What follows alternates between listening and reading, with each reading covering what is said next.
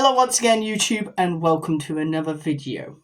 Now today is the 20th anniversary of Revenge of the Sith.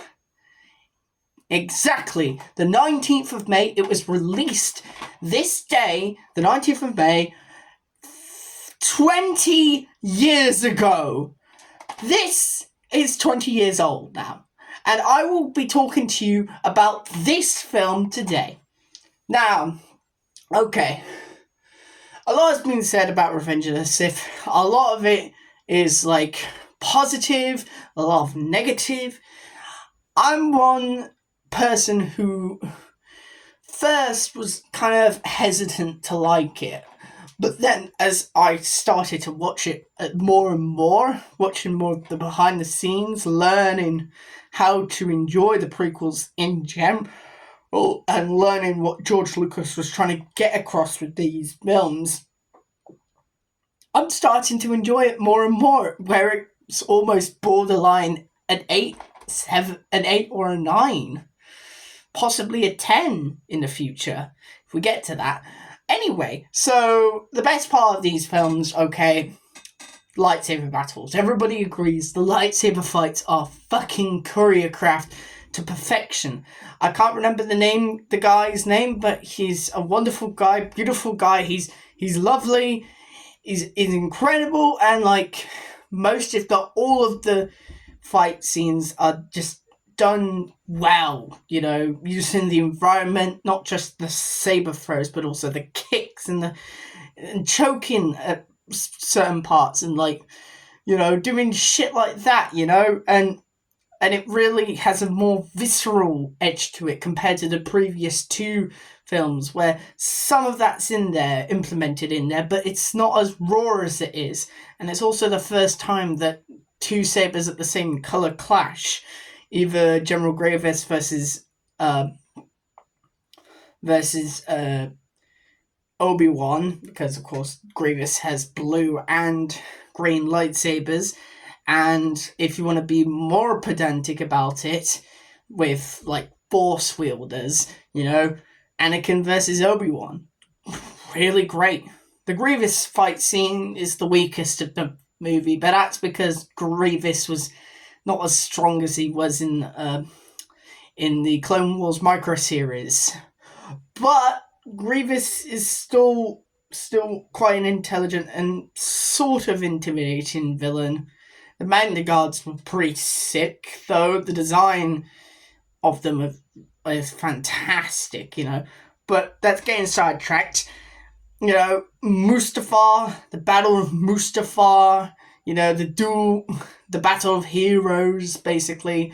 The rock lava evoking the sense of hell, like Anakin's just plunged headfirst into the dark side, into this dark side, like, nexus of a planet where the Sith, like, the force is like corrupted by this like planet through years of mining and of its resources, and it's turned into a barren hellscape, and you got all the ships and stuff and all the environments and like little background details showing Anakin's massacre of the separatist leaders and their battle droids and Nemoidian guards, you know, and you also have like the Mustafarian people themselves like wandering about doing their jobs, showing that there's a wider galaxy that's happening out of the periphery of our characters, and the philosophical debate between Anakin and Obi-Wan, the sheer ferocity of Anakin, fully bent on killing his old master, his brother, his friend, somebody who should have been a better father to him, but couldn't because he was so inexperienced himself. He only was a Padawan when he had to train Anakin. So, yeah, you know, it didn't work out well for the two of them, you know, especially Anakin, you know, and also the studying of the light of the defensive and the offensive nature of the battle, and like the subtle nuances, and of course Anakin underestimating Obi-Wan's advantage with the high ground, because even if you can jump and kick, it's still nothing compared to the power of the high ground, as we all know from those memes. But yeah, the pain and agony as well through Hayden's and Ewan's performance. Ewan acting his fucking heart out, trying to convince Anakin that what he did was wrong. Chancellor Palpatine is evil! Or like, you're all my brother, Anakin! And then Hayden just screaming and yelling and agonizing and turning fully into Darth Vader, being baptized in fire. It is such a beautiful scene, and all the location shots from the volcanoes that they took, which might have been in Iceland, I think, are fantastic, you know? The lava burst, especially that shot of Obi-Wan and Anakin just, like, trying to grab hold of each other and trying to, like, struggle with each other, and, like, both of them out to, like, kill one another, with the lava burst in the background. Fantastic. And the rest of the movie is even better. The so-called boring political debates and stuff and the cringy love scenes, well, the cringy love scenes are now charming to me. I find it endearing, you know, how they've not seen each other for a while and they just want to bask in each other's love, Padme and Anakin, and, you know, and they just have a natural on-screen chemistry and a sort of, like, funny, like, playboy charm in this. The Jedi fully growing to distrust the Chancellor, which was not set up whatsoever in the 3D Clone Wars, which, you know, I hate to throw shade at it, but it's not the flawless masterpiece people made it out to be. Sorry. Doesn't really fit with some of the ideas from this film or some of the ideas that we're playing about in the previous Clone Wars series or the books, you know. So, yeah. Anyway, of course, naturally, Sam Jackson is phenomenal as, like, the man torn between the light and the dark, a Jedi who has a little bit of a dark side edge to him. He's not a complete goody two-shoes, but he is wise enough to know when to strike. And he knew that after General Grievous was killed by Obi-Wan Kenobi, that was the moment to strike. And unfortunately, his eagerness got the better of him and ended up sealing his fate and sealing the fate of the Jedi, which I think was phenomenally done. Ian McDiarmid as Palpatine is absolutely chewing the scenery. Even as Chancellor, not just Emperor, he's great. The Darth Cyius speech, fucking phenomenal storytelling, paints a real good picture of what's going on with those Mon Calamari swimmers, like, doing the dance in the background, giving this almost ethereal feel to the scene. It's the lighting is so great, dark and light with a bit of a red hue, almost indicating that they're both dabbling with themselves, you know. And he just is enjoying like talking about this stuff in front of Anakin, and Anakin, like, trying to figure things out and only clicking on to the last moment where, you know, he just goes full, like mask off and tells him he's just a Sith, you know, and you can hear the disdain he has for the Jedi when he says, the dogmatic viewpoint of the Jedi, you know? Anakin is just torn between two worlds, the worlds of the Sith and the worlds of the Jedi, and the world of the Clone Wars and the world of his wife. He wants to protect his wife. That's what matters to him the most. And that's why he turns to the dark side. That's why he does all these terrible things. He's ordered by Palpatine, leave no survivors. That includes the children. I hate to break it to you, but Palpatine is supposed to be one of the most evil men in the universe. So naturally, he doesn't care if children die. Do you think he cared about the children dying on, like, Felucia or on Saleucami or on Kashyyyk, you know? No, he didn't. He reveled in it. He revels in suffering. He revels in pain, because that's what the Sith do. The Sith think eternally, but they don't tell people that, because that's what a Sith does. They wouldn't, like, the Nazis wouldn't tell you that, oh yeah, we kill living beings. They dehumanize Jews, they would. So, yes, I feel like Palpatine is well characterized in it, and when he becomes Emperor, he is glorious. The speech he gives to the Senate, intercut with Darth Vader, like, genociding all the blooming separatist leaders, killing them all in their own, like, sort of, like, Skull Night, you know, when Newt Gunray and Wat Tambor and all that sort of outlived their usefulness, you know, to Palpatine's plans, and Padme's sudden realization that yes, we have been fighting we have been played by our own government.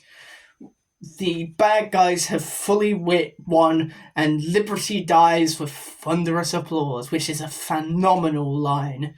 So well delivered. Natalie Portman doesn't get the credit she deserves for showing the sheer heartbreak that Padme must be going through as, like, just a senator. She isn't like a toughened clone trooper or an emotionless battle droid or a wise and powerful Jedi or an evil Sith. She is just a normal human being, just like you and I. And Bail Organa, underrated MVP of this film, because he saved both Yoda and Kenobi from being gunned down by clone troopers, and also being, like, killed by blooming Emperor Palpatine, you know? The fight in the Senate, using the blooming Senate chambers and the Senate, like, hovercraft as, like, tools to use in a fight scene.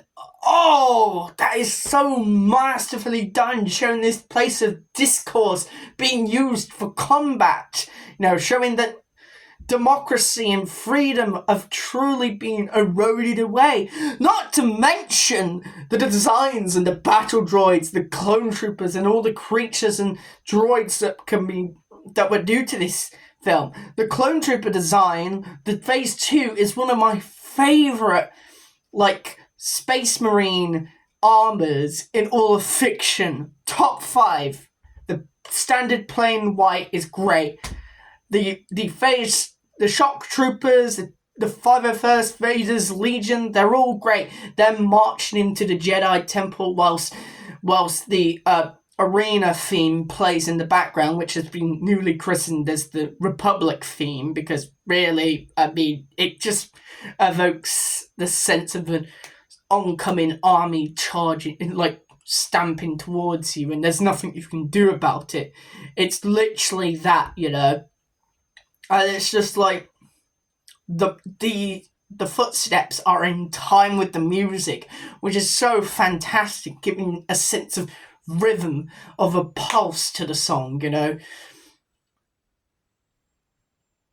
As sort of like a kick drum, you know, using them as a kick drum.